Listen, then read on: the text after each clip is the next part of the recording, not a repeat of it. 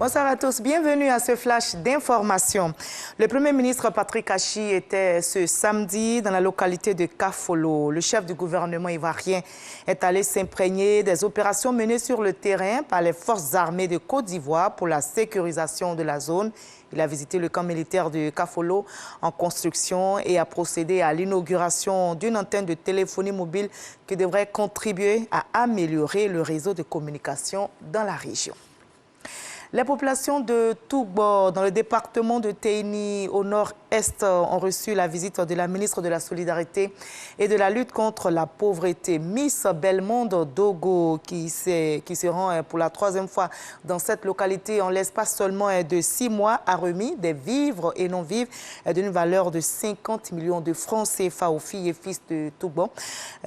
Notez que cette partie du nord du pays frontalière au Burkina Faso fait face aux menaces terroristes. L'émissaire du gouvernement a annoncé l'arrivée du Premier ministre Patrick Achi dans cette région. Salima Toudia pour le reportage. Tougbo, Téini, Kafolo et 6 autres villages de ces localités dans les régions du Bunkani et du Tchologo sont aujourd'hui des refuges pour environ 6 000 personnes fuyant la crise sécuritaire au Burkina Faso. Pour le gouvernement ivoirien, la collaboration entre tous les acteurs nationaux et partenaires internationaux est primordiale pour faire face au terrorisme dans la sous-région et soutenir les populations. Encore une fois, la ministre de la Solidarité et de la lutte contre la pauvreté est sur les lieux. Et cette fois, elle est dépêchée par le chef du gouvernement Patrick Achi pour apporter encore une assistance en vivres et non-vivres aux populations à hauteur de 50 millions de francs CFA.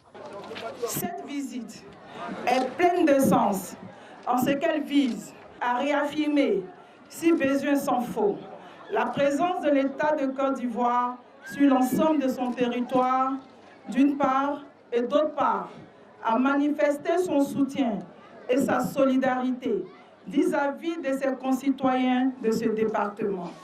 Pour les autorités, c'est aussi et surtout avec ces populations que les États réussiront à freiner les crimes liés au phénomène du terrorisme. Ces dernières se réjouissent de l'hospitalité et de la solidarité qui leur sont offertes ici en Côte d'Ivoire. On ne peut pas tenir. Vraiment, le député a dit que c'est un peu triste. C'est des situations malheureuses que nous nous sommes retrouvés. Il y a des mots qu'on ne peut pas parler. Alors je prends la parole au nom des réfugiés, comme l'orateur a dit déjà, pour vous dire merci. Tellement que nous sommes dans la joie. À Tougbo, le Premier ministre Patrick Achi lancera un projet à la faveur d'insertion des jeunes de la zone frontalière nord du pays. Le gouvernement accentue, comme vous le voyez, la lutte contre le terrorisme, également contre les établissements sanitaires clandestins. Les services de contrôle du ministère de la Santé ont procédé hier vendredi à la fermeture d'une clinique qui exerçait illégalement dans la commune de Makori. L'opération de démantèlement s'étend à tout le pays. Le but est de préserver la vie des populations et d'extirper les hors-la-loi du secteur sanitaire. L'actualité sportive africaine est dominée par la CAN, la Coupe d'Afrique des Nations de football qui se déroule au Cameroun. Fini la phase des poules, place maintenant au 8e de finale qui démarre demain, 23 janvier, sans le champion d'Afrique en titre, l'Algérie, qui a été battu par la Côte d'Ivoire jeudi dernier. À l'affiche donc de ces 8e qui débutent demain, Burkina Faso, Gabon, le Nigeria rencontrera la Tunisie et la Côte d'Ivoire jouera contre l'Égypte mercredi prochain. Tous ces matchs sont bien sûr à voir sur les antennes du groupe RTI.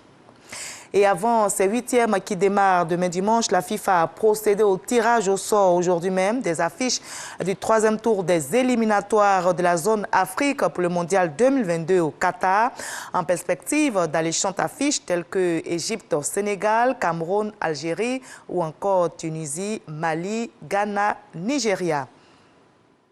Et nous sommes samedi et nous aurons la page culture. On évoque aujourd'hui le festival Tonkpi Nidale. C'est le festival des arts et de la culture dont le thème de l'hospitalité était au menu de cette 4e édition qui s'est déroulée en décembre dernier.